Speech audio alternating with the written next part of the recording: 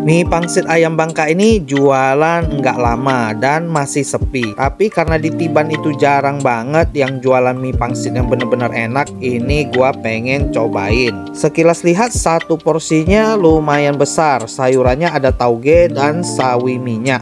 Kemudian dikasih toppingan ayam cincang khas Bangka yang menurut gua nggak pelit dan lumayan banyak.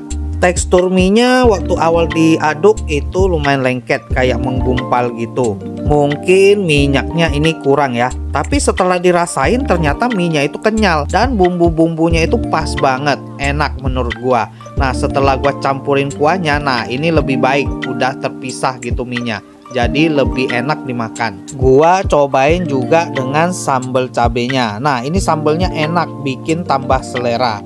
Toppingan ayam cincangnya ini enak, manis, gurih, the best ini. Tekstur pangsit rebusnya udah oke, nggak ketebalan juga nggak terlalu tipis. Cuman dagingnya memang agak kecil, jadi nggak terlalu terasa. Tapi gua suka banget dengan kuah bakso pangsitnya ini. Meskipun bening tapi asin gurihnya itu dapat banget.